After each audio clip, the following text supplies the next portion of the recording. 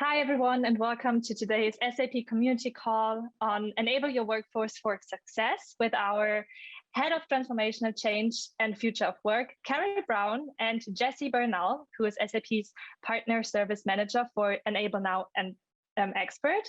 My name is Lena Stodal. I am part of the SAP Community and Influencers team, and I'm your technical host for this session. And I encourage you all to share your people profile with us so we can follow each other and exchange our knowledge and expertise in SAP community. We have plenty of time towards the end of the session for you guys to ask questions in the Q&A. And with that being said, I'm very much looking forward to what we're learning today.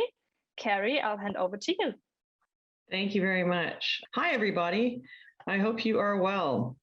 So I'll introduce myself. I have been with SAP for 17 years now, but I was a customer for 12 years. So for a very long time, I lived in the shoes of many of the people who are on this call listening in and looked at how to navigate through managing transformation and change within my own organization.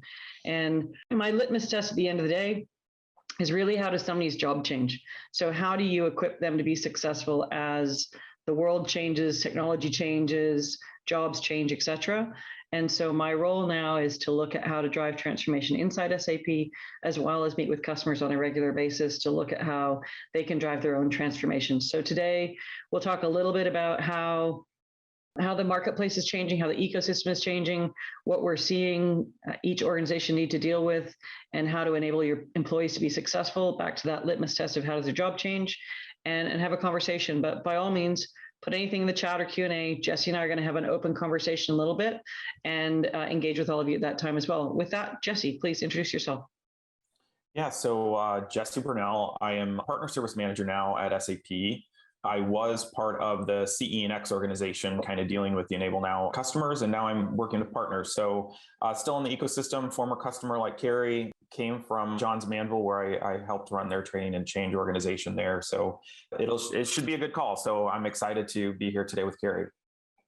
Thank you. Thank you. So a few things for us all to think about, and hopefully we'll spur some conversation and so forth. We all know the world is changing constantly. This is not something any of us are confused about. Nobody's had a hall pass in the last 18 months to change in their lives, and digital transformation is the same. So if you think about, the shifts we went through in the last 18 months, many organizations that had some degree of technical capabilities really leveraged those and pressure tested those to see how to navigate through pivoting and changing their businesses. For those who didn't, they really had to embrace and look at how to get digital into their organization and into their structure to be able to respond when so many things that weren't digital were not available in terms of how to get work done or to run their industry or their function.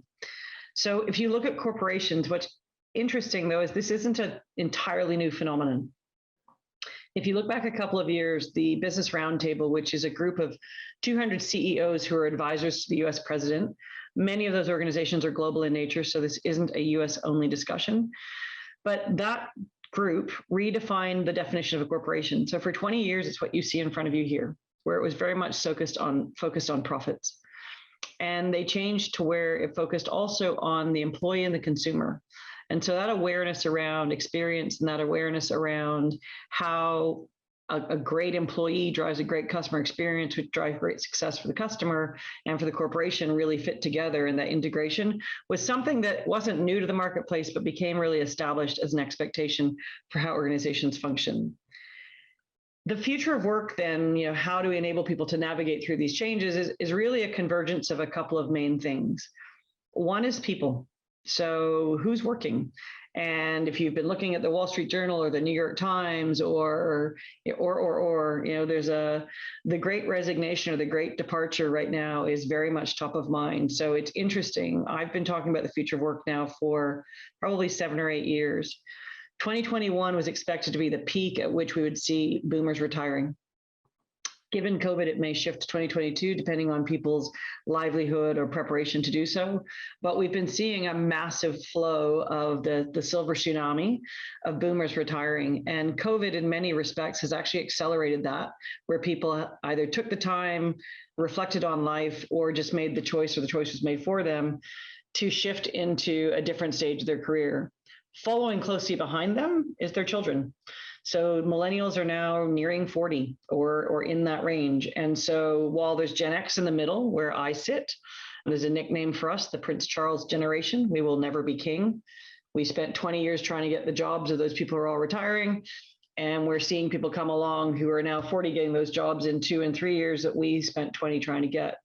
But you're seeing a mass shift in terms of who's in the workplace. You're also seeing a massive shift in terms of choice. So people who haven't retired or are nearing retirement, their kids have come out of high school, their kids have come out of college or university, and they have more transitability and more choice around what might be the right job or the right solution for them, coupled with the fact that we now have remote work, which is making so many more things accessible from different places. So who is working has changed dramatically. How we work, technology has also shifted dramatically there as well. The device that I have nearby me, that I suspect you have nearby you, has shifted how we can get a lot of work done.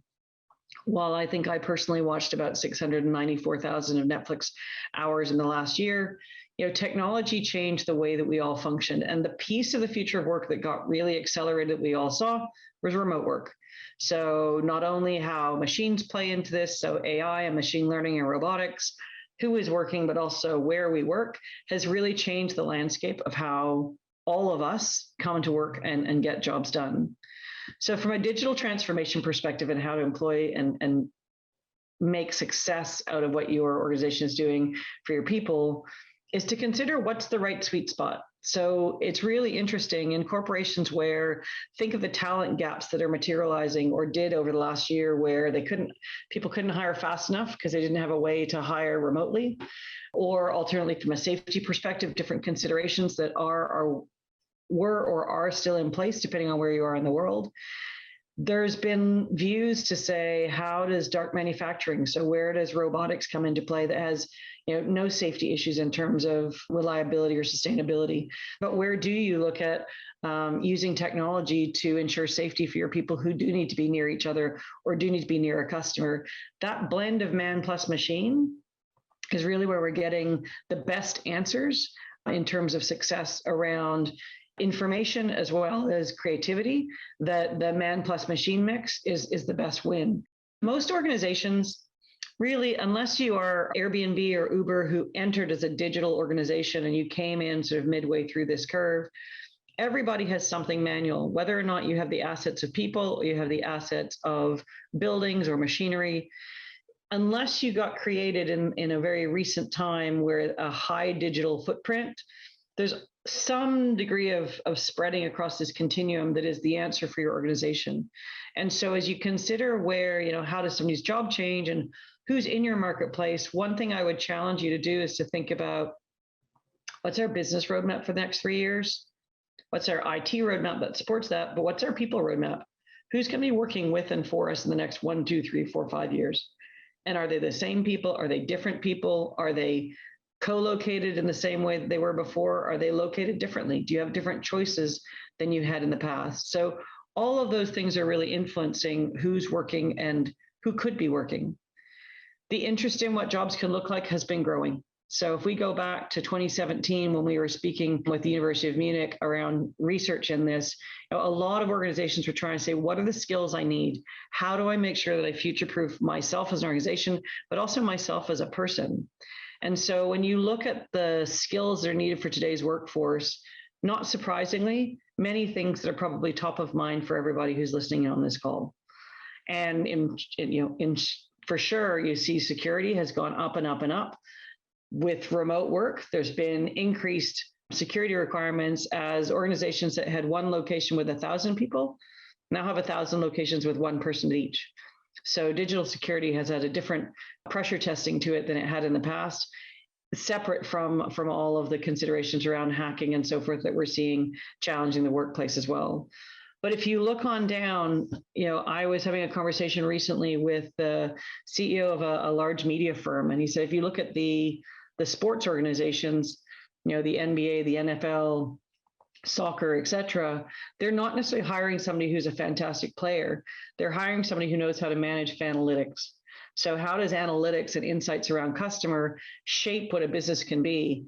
in many, many businesses, you're seeing analytics and the Internet of Things and technology become the backbone of innovation. So all really critical for, how does somebody's job change and how do you make them successful going forward? One last thing I want to give as thought around, we talk about the first, second, third, fourth generation of automation and industrial revolution. If you look back at the first wave of this, really what we were achieving was getting consistency and quality without variability that was trustable. So the industrial automation looked at how could we speed up and provide good quality at a good price that had consistent expectations around how that work was done. But the variability was low. You wanted to have the same consistency. If you look now, the variability can be high and yet still have high quality. So you can now order a pair of shoes or a pair of jeans or other things that are bespoke and custom to you that allow that kind of specificity that provides for the greatest customer experience and the greatest employee experience that makes sure that you're going to have that loyalty that you're looking for. So what's interesting is technology, which first really changed the man-machine mix. That's still here, but with data and with information, you can get that quality and capability. Again, though, with the variability that you want to give you the custom experience that you're looking for. So what are we going to do next? Darn good question. 2 out of 3 students have jobs that don't exist yet. If you think of the kinds of security and data jobs that are now some of the hottest jobs and the hottest education spaces to be in, that wasn't a focus 10 years ago. And if you look at the number of workers that need to be trained in order to equip the world at large to meet those changing demands, high. The World Economic Forum has identified for every job that is displaced by technology and by robotics, you're going to see 1.3 jobs coming. So yes, there'll be change. But yes, there'll be the opportunity for people to have new roles. Technology at large, if you look back 50 years ago, many, many jobs that all of us who are on this phone are having right now were jobs that didn't exist. And yet, what we're going to be doing or what our children will be doing in 50 years will likely, again, be things that don't exist right now. So how do you manage change? I boil it down to one sentence. It's really about expectations and accountabilities. So what is my experience going to be like, whether it's as an employee or as a customer? What's that experience going to be like? And what are the expectations of me, where I show up, how I execute? And then accountability is what am I responsible for? So how will it be different and how do I show up? If there's a right balance in terms of expectations and accountability, so I know it's going to happen whether I'm a CEO or an individual contributor, and I know where to show up, either as a leader or as a doer, then you have a match in terms of what's going to happen. If there's a miss, then there's disappointment or frustration or fear or confusion. And that's really where change management gets hard. So when you look at managing change, which we're all going through, we've all been through, those are things to think about in terms of how to create some degree of things you can rely upon and things that are predictable and can create a little bit more peace rather than confusion. Speaking of confusion, it's confusing right now. The last 18 months has been confusing. And in different parts of the world, it continues to shift and flow very differently day by day. And so while we would like to have seen a peak and a valley with a long tail, we've really been on more of a roller coaster. And depending on where we live, that roller coaster is still very much a part of our daily lives. And as I started with, no one got a hall pass. Your friend, your neighbor, your family, yourselves, everybody has gone through a big shift. And so corporations have done the same thing. So corporations were looking at, like the Maslow's hierarchy of needs, the Ruhr's hierarchy of needs. So that respond, recover, and reinvent is just like all of us really said, well, how do I maintain safety? And then ultimately build back to some degree of change and shift. But organizations have gone through that big shift, and digital transformation has been a big part of that recovery and reinvention, as well as the response that was immediate when we all went through a big shift about 18 months ago. So if you look at learning, in the old world, there were long changes. In the new world, there's much more frequent changes. And so we've seen technology get implemented and rolled out in organizations very rapidly, not only in the last 18 months, but in the last 3 to 5 years. It was fascinating in early 2020 to look at organizations who did full-on go-lives, 100% remote, really successfully. We did an interview with Treehouse Foods CIO, and they talked through what they were doing. It was so successful. They continued through the balance of the year with implementations because it worked really well. And we would never have said that you could do that. We would have said that hypercare would have needed to be hyper-focused and hyper-close. but hypercare worked well, and we've all learned different ways of doing things to support that new world transformational success. So at the end of the day, really, though, resilience is a piece of what I would say as a business and as a person is something that is really critical. We have done a number of surveys on, as people went remote, as people are returning to the workplace, what their feelings are around safety and considerations and priorities. We had a number of offerings that were made available through Qualtrics, free to the marketplace. And some of the learnings here you see around resilience really are, how do we succeed as we continue to navigate through this changeable time? And making sure that we support and understand mental health and burnout is a really big piece of that. So learning is something, candidly, I would say every single one of us have had to do. Now, I really don't think there's anyone who got to skip out on that. The good news is technology is here to really help people get a different way of learning and participate in a different way of learning than we might have thought possible. So Jesse and I are here, wanted to spend some time talking with all of you around what we're seeing. And Jesse, you might have had a chance to look at the chat. I was not while I was talking through all this. And we do have a poll that's going to be coming up that Julia and Lena are going to post for all of you, so you can share which of these topics are most interesting to you. Jesse and I could probably talk about this for about 3 months, so we want to make sure that we talk about the bits that are most meaningful to all of you. So Jesse, I'm not sure if there's anything in the chat that you'd like to get at, and ladies, if you want to run the poll, that would be fantastic. Yeah, there's not anything quite yet in the chat. So if you do have anything, there's a Q&A button at the bottom of your screen. Feel free to put a question in there or the chat. We'll take a look at those. So feel free to throw those in there. Okay, I've put the poll on. Feel free to put your answers in. With that, Jesse, what's most interesting to you right now?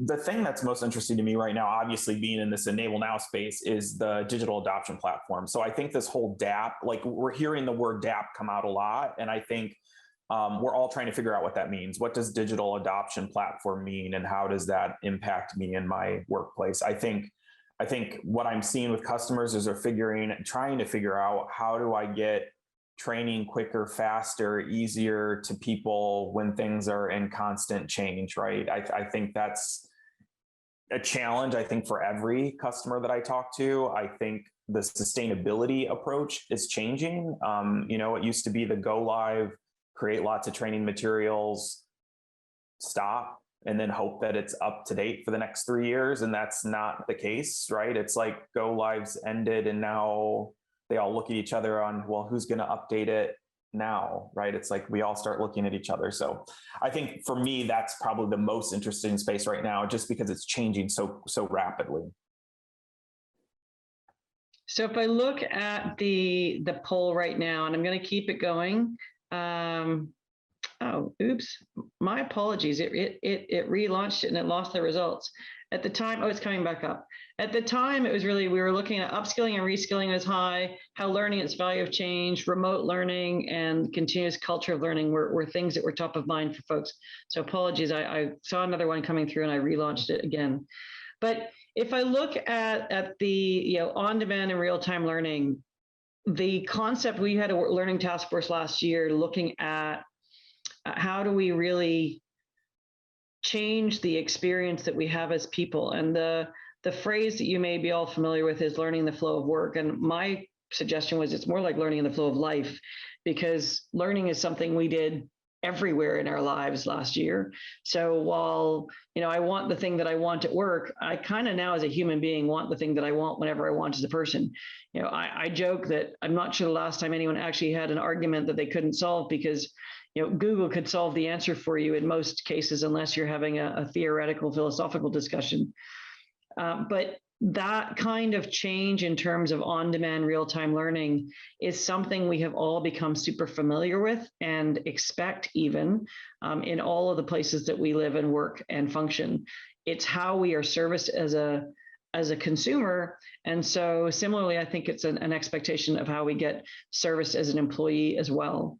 And so I'm not sure, Jesse, what you're seeing in terms of response time or enthusiasm or greater usage, as people have had less access to real people down the hall, and their access has been to that on-demand real-time learning at point of need. Yeah, for sure. And I think I think what I've seen is that shift, to your point earlier in your conversation, right? It was rapidly adopted, right? It was like we didn't have a choice. So I almost feel like I talk to a lot of people who we've been working with across these companies, and it's like all those things that you knew were there. Like as an example, there's a Kroger in Ohio where you can order from ClickList and get things from there. I knew it was there. I always wanted to try it, but I never did until the pandemic, right? So I feel like the same with this tool that they had in their toolbox of training and learning. It was there. They knew they wanted to go down this path, but there was never this urgency to get there, right? And all of a sudden it was like a switch was turned on and they didn't have a choice, right? So it was, now we have to figure it out today and make it work. So it was a lot of, how do we not do classroom training? How do we get people upskilled quickly? How do we make sure that they still are doing all the safety procedures, but I'm not going to see them do the safety procedures, right? It was really this rapid adoption to these platforms that they had and had the tools and people knew what to do. It just was always well, we know it's there, but we like classroom training. We know it's there, but it's easier to ask John, who sits next to me in the cubicle, right? What happens when there's no one in that cubicle next to you, right? Because you're at home. I mean, it was this rapid adoption to all these things that I think we knew were there, but we were kind of scared to try them. So I think that was probably, the most eye-opening for a lot of our customers as they were going through this journey. Another one of our pollsters highlighted the fact that learning and its value has changed. And I 100% agree with that. I think that if you look back at the last 20 years, if you think through the population, the demographics that I spoke about, we had a fairly static workforce. So we had, if I look back 5 years ago, 36% of the workforce were boomers, 13% were Gen X, and 11% were millennials. And that's flipped to the point where now we're actually are sitting around 50% millennials in the workplace, and you still have 13% Gen X. But you're seeing increasingly fewer and fewer boomers. It was like 35, 13, 11, and it became 11, 13, 35. This group is growing, and you're seeing the 13 still there, but you're looking at 11 and 5 and 4 and so forth.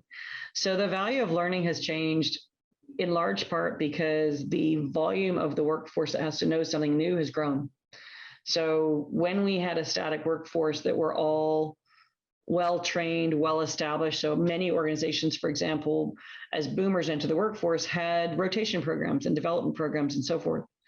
Most of those went away over the course of the 20 years. And for Gen X, when we entered the workforce, there were very few organizations that had those kinds of rotation or cadetship programs. In the last 7 or 8 years, you've seen them come back. And so the need for learning holistically to build a workforce that can respond to the needs has grown. And the value and the investment in learning has grown as well. So the requirement to grow a new workforce, and then the requirement to be able to learn all the time is there as well. So there's a phenomenon called, or a style of learning called referential learning. And it refers to the fact that you can know how to do something based on knowing the process versus the specifics. And what I mean by that is, I used my phone yesterday to get directions from A to B. Tomorrow, I can use my phone to get directions from A to C. I don't need to know how to get to C. I need to know how to get directions using the GPS on my phone. So if you look at historically, you would learn something, memorize it, and apply it, and then build mastery. What we're looking at now is you build that referential learning where I know how to do something, and then I can apply that something to multiple different situations. And so learning is really much more constant than it might have been in terms of the scale that it was over time. Jesse, how do you see technology playing into how to support that need, or not playing into how to support that need? Yeah, I mean, I think, to your point of this referential learning, I think technology can play a role.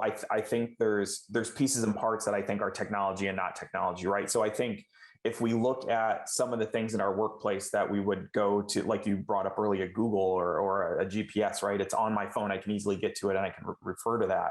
I think there is technology that, enables and helps this.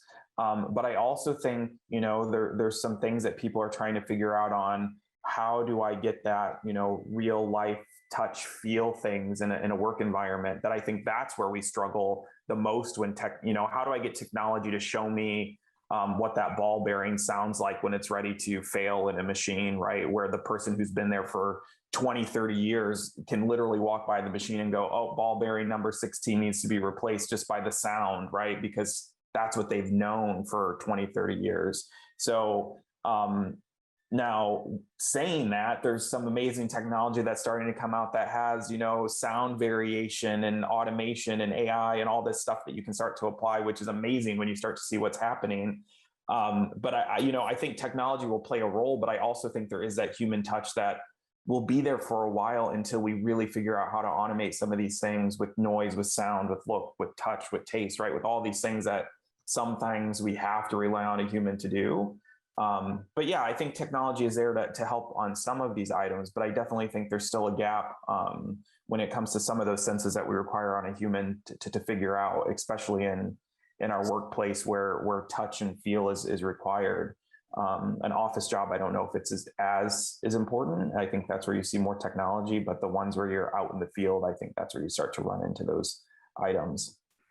One of the other pollsters asked about upskilling and reskilling, and I'm going to combine that a little bit with the remote learning question because that came up too. Okay. How much do you think remote learning is going to stick or change? We've obviously almost all been doing that.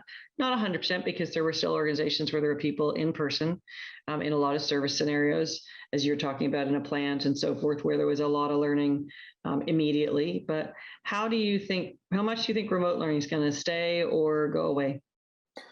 So to me, I think what we're going to see is a lot of hybrid approach, right? So I feel like even if we do an in-person class, there'll be an option to dial in and look at the video, right? So I feel like you're going to give people more choices. I think we're also going to encourage people and where I'm going to go with this, I think when people were sick in the past or had the flu or a sniffle, you would just assume they come to work because you're not really that sick.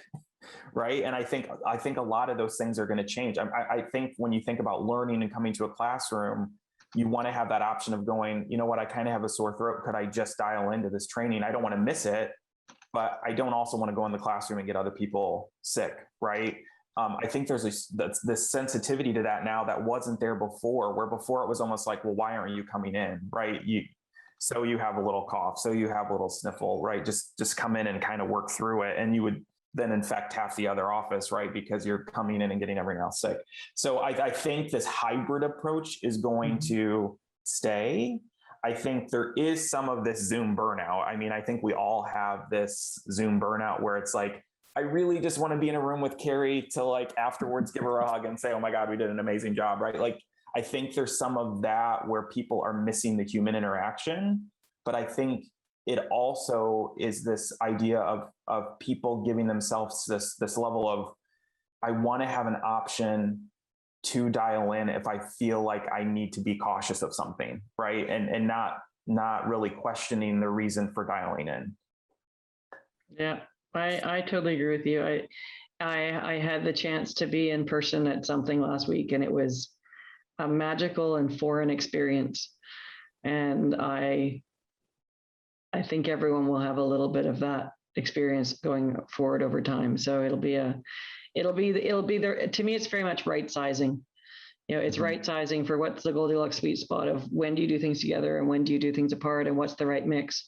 Interestingly, a number of colleagues who were always remote have really enjoyed Zoom because they've gotten to see people that they never would have seen. And I think that if we go over to the left-hand side, the digital workplace experience, I think that all of us have got that down, and it's changing daily. It's interesting to me. I used to say I'm fascinated to see how communication will change a few years ago, and it's actually sort of happened this year. So historically, 90% of the world's texts were through millennials, and 80% of the world's emails were through boomers. And I used to say, I'm curious to see how, going forward, we will communicate and keep both of those things. With the advent of online chat, integrated with files, integrated with whether or not you're using Teams or some other variation, you're seeing that collision of the digital workplace experience where all of your conversations are all captured in one place. And the content you share and the emails you share and all of your tracking for projects and so forth all come to one place. And that I think is something that really, from a learning perspective and lifelong learning, I wasn't a not user. I was a casual user of all of the above, because I used to really try to keep as consistent as I could, so that I was familiar with Slack and I was familiar with newer tools that people were experiencing and exploring, to have my own point of view on that and be able to play in the conversation. But I wasn't an avid active user. OneNote is still something I'm dabbling with. It's an opportunity for me to, I had planned in 2020, one of the things you talk about, what you learn and unlearn, my goal was to unlearn a book.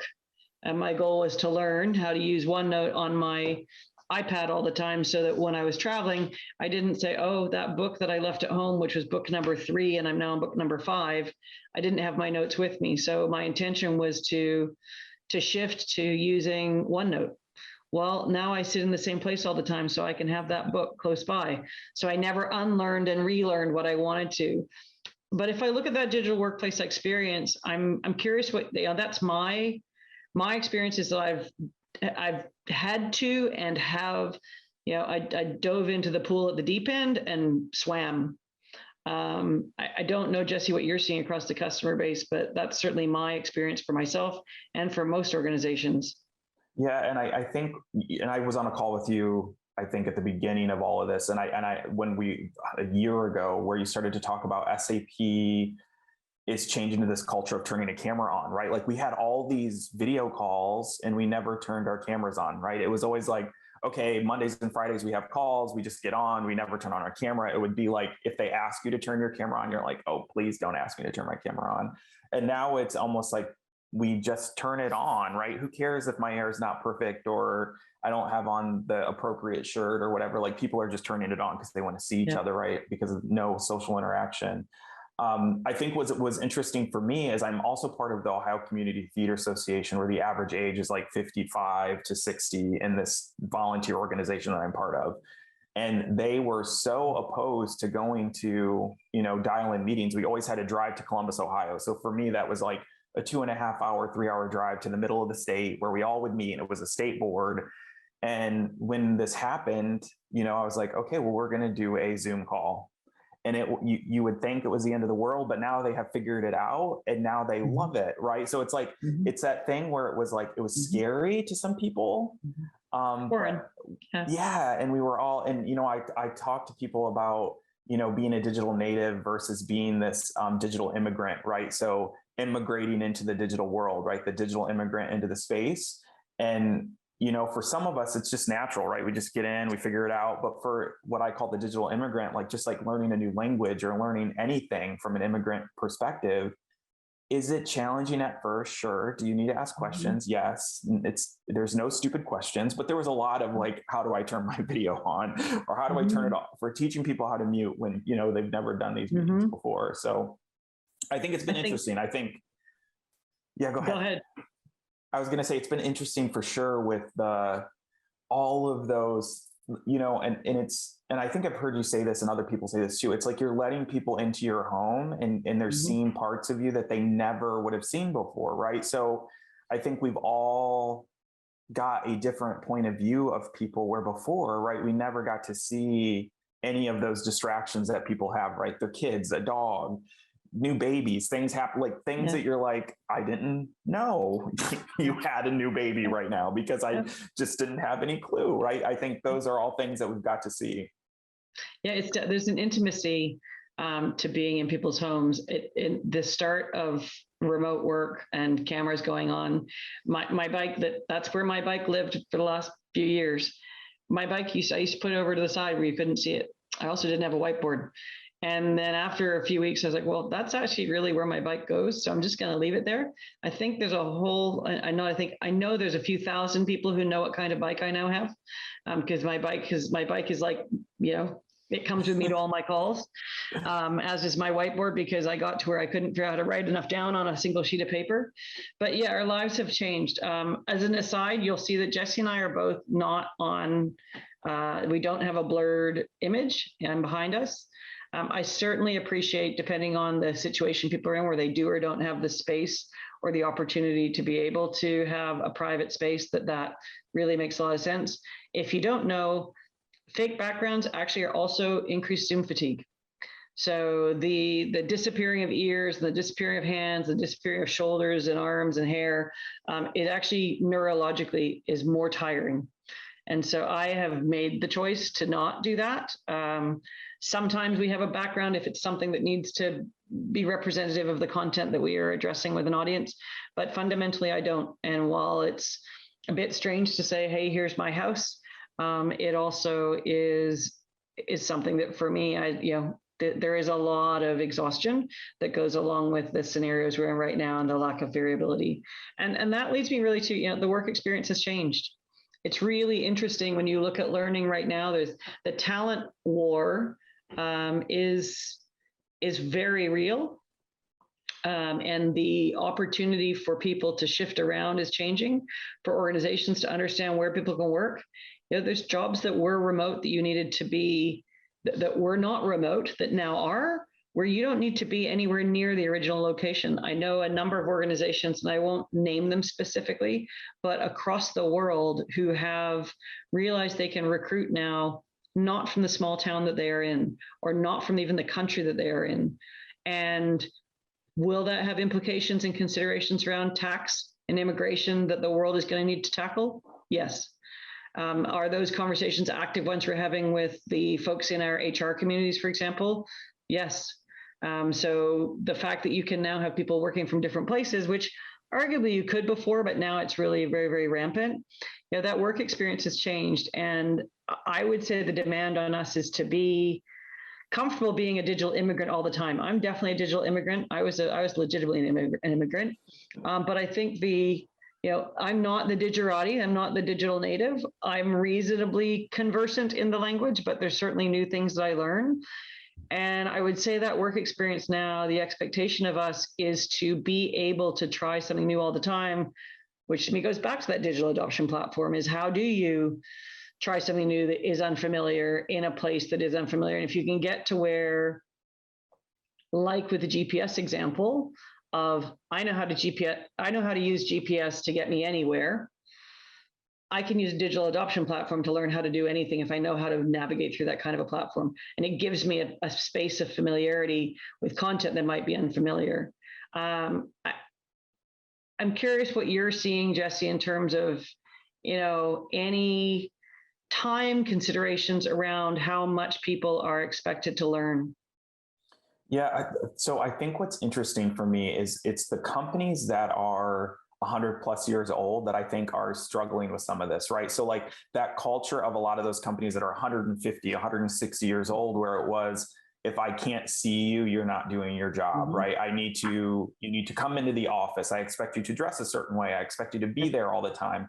I think those companies that are, that have existed for hundreds of years, I feel like I always call them kind of they move slower. They're less adverse to being on the bleeding edge of technology.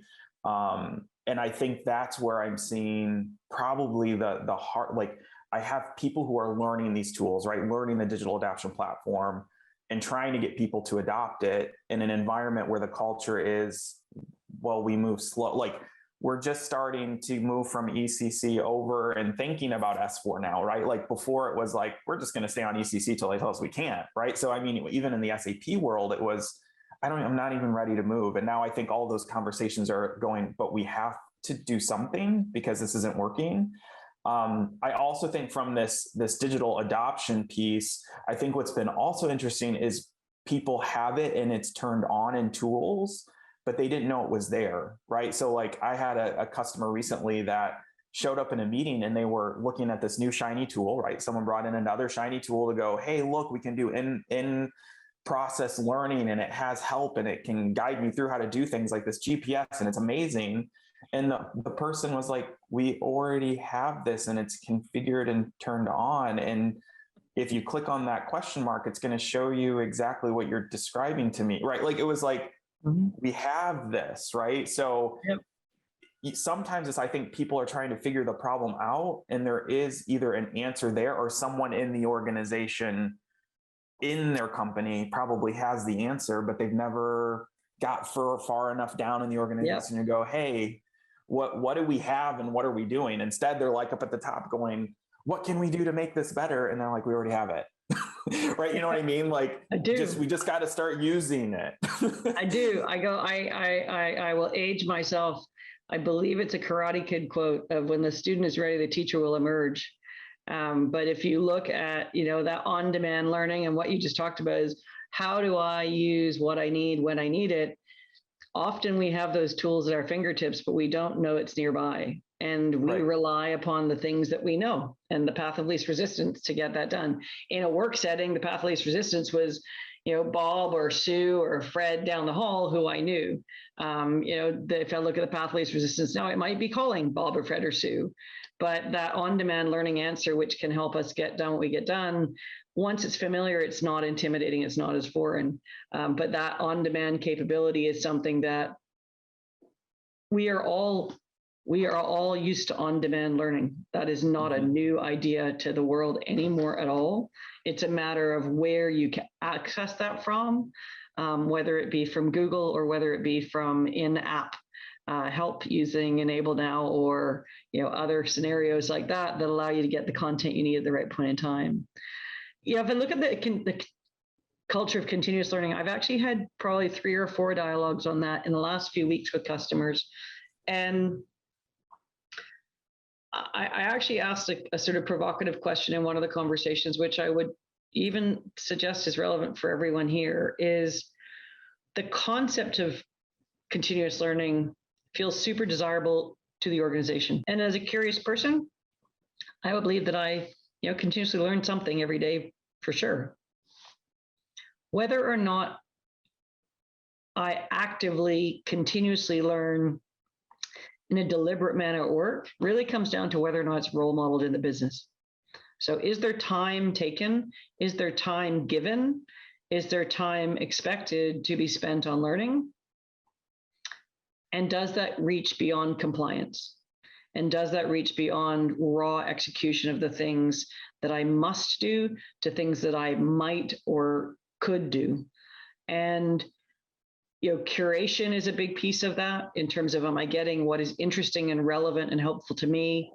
But really, it's also role modeling. And if I look at some of the organizations that, whether it be Gore or Patagonia or Ben & Jerry's, where the culture, is something that we're all super familiar with and we study. Nordstrom's, Ritz-Carlton, like you look at the way that certain organizations have formed their culture, and we as observers in the marketplace at large know who they are, versus if it's something that within an organization, based on your industry, the pace of speed of your industry. I was talking with folks in pharmaceuticals, for example, where the pace of that industry from science is so high, they must continuously learn to be current. Technology is the same. You must continuously learn to be current. In others, the pace of change, bookmaking, debatable, albeit books now, are online. So you're learning for different reasons. I'm curious, I know that sentiment in many organizations is top of mind.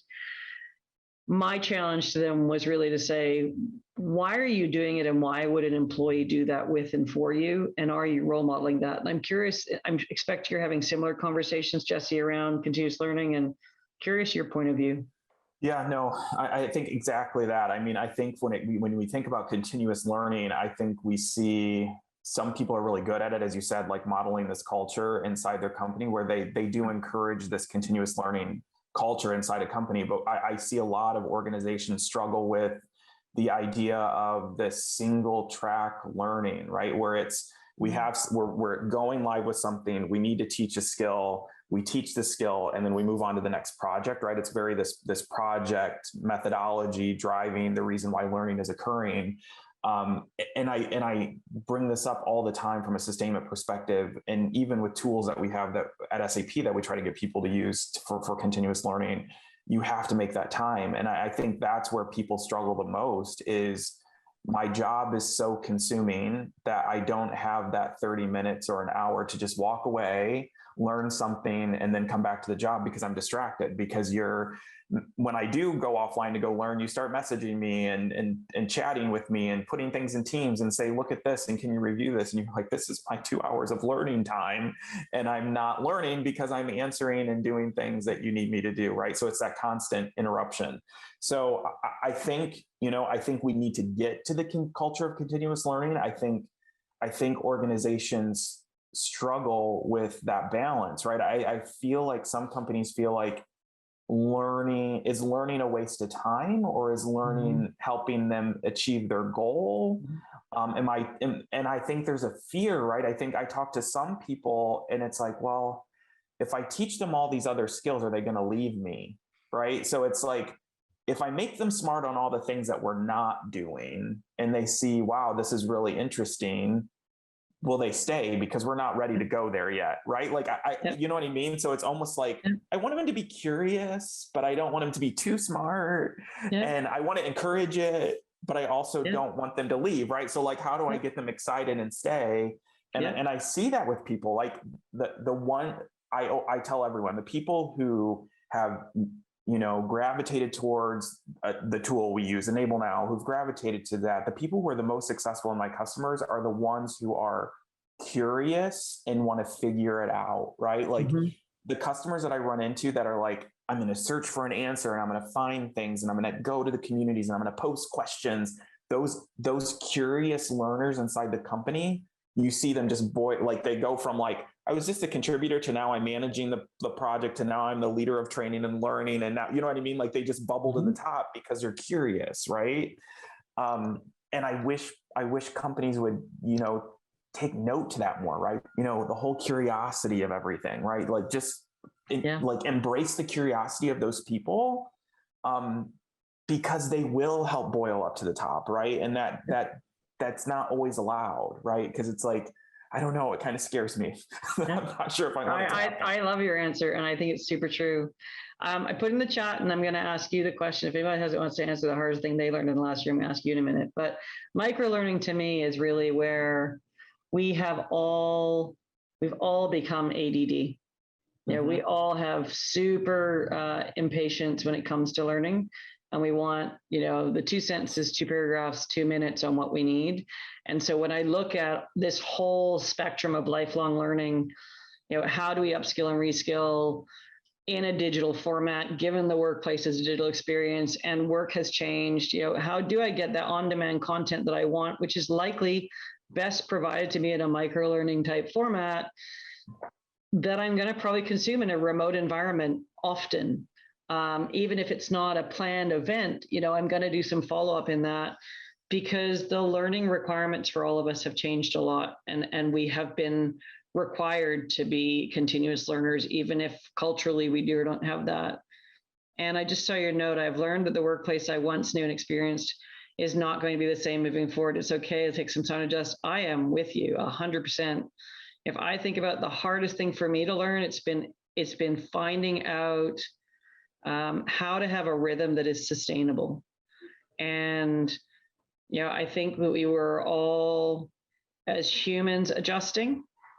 We all as individuals were, we merged our offices and our homes and our gyms and our grocery stores and our libraries and our workplaces all into one place. And I think the hardest thing to learn was how to find some rhythm that was sustainable. I'm getting closer. I'm still not great at that, candidly. But I think that is the thing that when I look at learning is for me and for us as an organization, curation, I think, is really what is the gift and the opportunity for us to continue to grow at, because there's so much to learn. And early on, there was an assumption that everyone had unlimited amounts of time. Whereas historically people had, they're traveling or they're somewhere, or, you would curate time, you would curate content for a fixed experience. And I think there was an assumption that people had unlimited amounts of time to learn, and they don't. And even if they have unlimited amounts of time, they don't only have, they do have limited amounts of capacity to consume. And so for me, that's been challenging. And I think that's an opportunity for many organizations to consider curation in order to meet the capacity requirements for people, to support all of these things that we've been talking about. Jesse, I'm curious for you. Yeah, so when we talk about what's been difficult, or even things that we've learned through this process, I think it's been interesting for a couple things. One, I was always on the go so much that this pause, right, like helps you focus on what's really important. I think a lot of us had that self-reflection moment of like, what's going on? I've been so nonstop that you never get that chance to just pause and go like, what's really important? It's been interesting. I moved, like I bought another home in Florida. I was in Ohio. Like so many of the people we work with, right, moved, right? I saw people move closer to family. I saw people, I mean, like across country, right? A coworker was in California, sold their home to move closer to parents in South Carolina. And it was like, all like everyone I was talking to, it's like they had babies, they moved, they like all these things were happening that it was like, I never thought you would have a child and now you have a baby. Okay, that's interesting. But I would say that the most difficult thing for me, even learned through this process, I think has been this whole idea of balancing this, I can work all the time. Like, I think it's hard to shut off sometimes, right? Like it's easier when you go, like you were like me, you get on a plane, you go to a meeting, you accomplish your goal, you leave the meeting, you go back to the airport, you fly to somewhere else, right? Like you have this like definite timeline of beginning, stops and starts, right? Like, okay, work's done. Now I'm going to go to dinner. I'm going to have fun. I'm going to go back to work the next day, right? Like you have this definitive stops and starts. And I think what's been hard for me is just, putting boundaries in place, right? Putting those lines in place of when do we stop? When do we start? When is learning important? When is learning not important, right? I think that's been probably the most challenge for me during all of this. 100%. So, I think my comment at the end of all this is how we can provide some gift of resilience for people, listen to what they need, learn what is going to be most effective, use data to understand what's working, what's not, provide some degree of predictability for people. I think to drive resilience right now, we've all been looking for something that we can rely upon and give people the gift of learning when and where and how they need it. And for those of you who use Enable Now, thank you. It's a great way to do that. For those of you who don't, how do we use that as a way to give people that learning at the point of need in that curated manner that makes their lives a little bit easier. And that's an opportunity as we are in the cloud and learning new things all the time to be able to do that. Any other last thoughts from you, Jesse? I think the last thoughts for me are really around, right? And I'm going to talk about Enable Now a little bit. Enable Now is a tool, right? I think don't get stuck on the tool. And I've been telling people this all the time, right? If you don't have Enable Now and you're using PowerPoint, you're using Word, whatever it is, think about how you can change the way that learning approach is happening in your organization, right? Right or wrong, if it's Enable Now or not Enable Now, how do you start to change that to make it work for the culture you're in? I don't know everyone's culture. Everyone's culture is a little bit different. You know your culture probably better than anyone. Use what you have, right? I would love for you to use Enable Now, but if you don't have it, figure out what works for your culture.